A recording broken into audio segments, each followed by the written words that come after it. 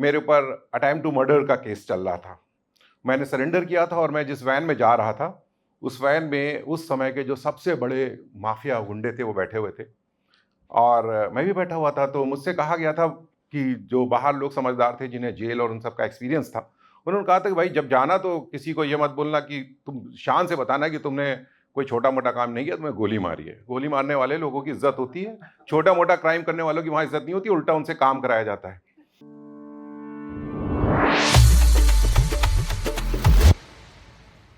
लखनऊ के बारे में अगर आप लोगों से पूछें कि लखनऊ की पहचान क्या है, तो ज़्यादातर लोग बताते हैं यहाँ का खान-पान, यहाँ के कबाब, यहाँ की पुरानी इमारतें, यहाँ के खंडहर, भूल-भुलैया और आज जो नया शहर बन रहा है वो।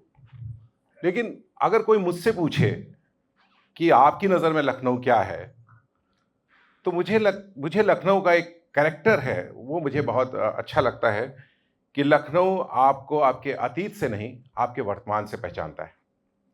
वो आपको अपना वर्तमान बनने देता है।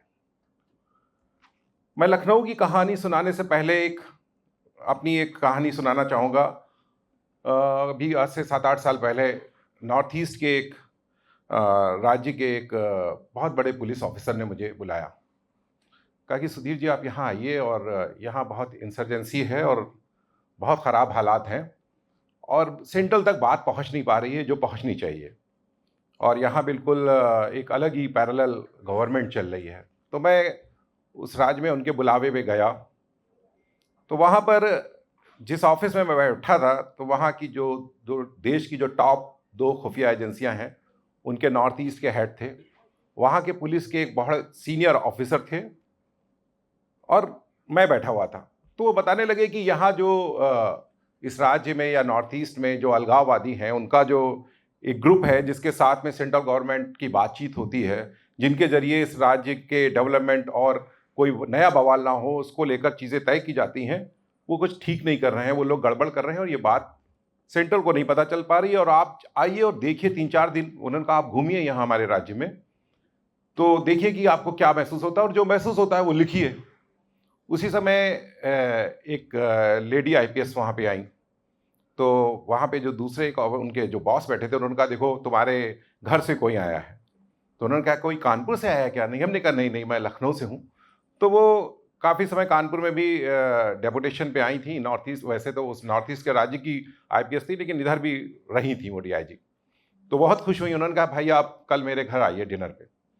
तो मैं वो अगले नेक्स्ट शाम जब उनके घर पे डिनर पे जा रहा था, तो मेरे आगे 2 पुलिस की गाड़ियाँ, 2 पीछे, 2 AK-47 लेके मेरे साथ मेरी जिप्सी में बैठे हुए। उस वक़्त मैं सोचने लगा कि मैं अचानक अपनी पीछे मेमोरी में चला गया और मुझे याद आया 1991 में का वो सीन कि जब मैं एक जेल जाने वाली वैन में बैठा हुआ था। उससे पहले मैं स्टूडेंट पॉलिटिक्स में था और उस समय बहुत लड़ाई झगड़े भी होते थे। तो ऐसे ही एक झगड़े में मेरे ऊपर अटेम्प्ट टू मर्डर का केस चल रहा था। मैंने सरेंडर किया था और मैं जिस वैन में जा रहा था, उस वैन में उस समय के जो सबसे बड़े माफिया गुंडे थे वो बैठे हुए थे और मैं भी बैठा हुआ था। तो मुझसे कहा गया था कि जो बाहर लोग समझदार थे, जिन्हें जेल और उन सब का एक्सपीरियंस था, उन्होंने कहा था कि भाई जब जाना तो किसी को ये मत बोलना कि तुम शान से बताना कि तुमने कोई छोटा-मोटा काम नहीं किया, तुम्हें गोली मारी है। गोली मारने वाले लोगों की इज़्ज़त होती है, छोटा-मोटा क्राइम करने वालों की वहाँ इज़्ज़त नहीं होती, उल्टा उनसे काम कराया जाता है। तो उसमें से 1-2 बहुत स्मार्ट से लड़के बैठे हुए थे। तो उन्होंने पूछा कि और भाई क्या किया? तो मैंने कहा गोली मारी है। बोले अरे वाह! बहुत बड़ा काम किया आपने तो। मैं और तुमने क्या किया? तो मैं भी एक झूठी टाइप की एक जो रंगबाज़ी होती है उसको ओढ़ के, ताकि मेरा अड़दब बना रहे। तो उन्होंने कहा कि नहीं, ये मेरा नाम सूफ़ी है। मैंने अटैची चुराई थी, ये मेरा भाई उर्फ़ी है, ये गिरहगट है, जेब काटने में पकड़ा गया है। वो सूरजपाल बैठे हैं, उनका बिना टिकट पकड़े गए थे। वो रमेश कालिया, वो इस टाइप के उस समय के जितने टॉप क्रिमिनल थे 1991 के, तो वो सारे उसमें बैठे हुए थे। तो मैं तो उनका नाम जानता था, बलई सिंह, सैयद मोदी हत्याकांड में। मेरी तो हालत ख़राब हो गई सुन के, लिए मैं चुपचाप बैठ गया और फिर मैं जेल गया। तो फिर जेल जा फिर बताने का पर्पज़ ये है कि एक लेवल वो था कि मैं वहाँ था, जहाँ मैं एक स्टेट की प्रॉब्लम्स को सेंट्रल ले जाने के बारे में एक काम कर रहा हूँ, और एक मेरा अतीत वो था जो लखनऊ के मेरे साथ के लोग, तमाम लोग सब जानते हैं कि सुधीर किस बैकग्राउंड से आए। मैं साइकिल पे लॉटरी बेचता था यहीं लखनऊ में, चौबटिया में।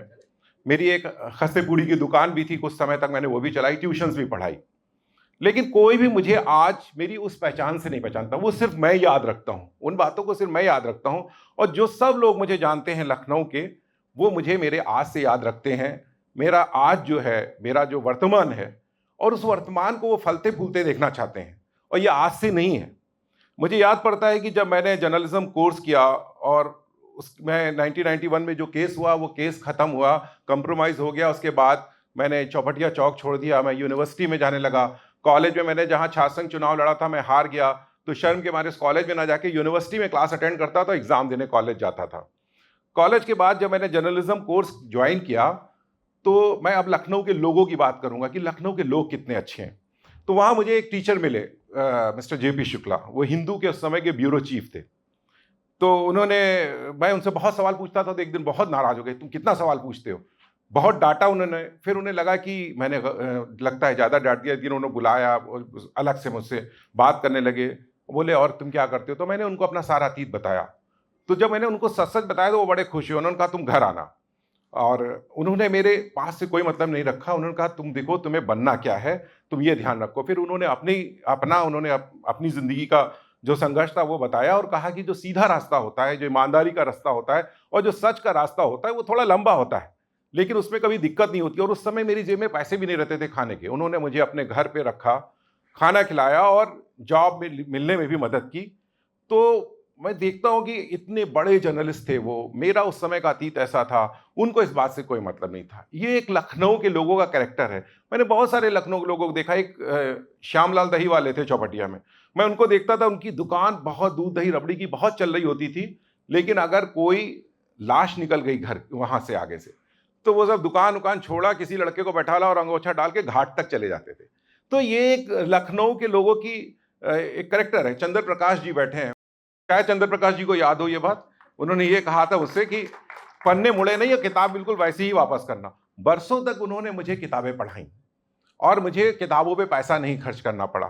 तो ये एक शहर की, लखनऊ की एक रवायत है। लखनऊ के लोगों का ये एक हुनर है कि वो लोगों के हौसले को टूटने नहीं देते, वो लोगों को आगे बढ़ने में मदद करते हैं। और मुझे भी हमेशा लगता है कि जो मैं यहाँ सीख रहा हूँ, जो मैंने यहाँ से पाया है इस शहर से, इसको वापस करने का मन करता है।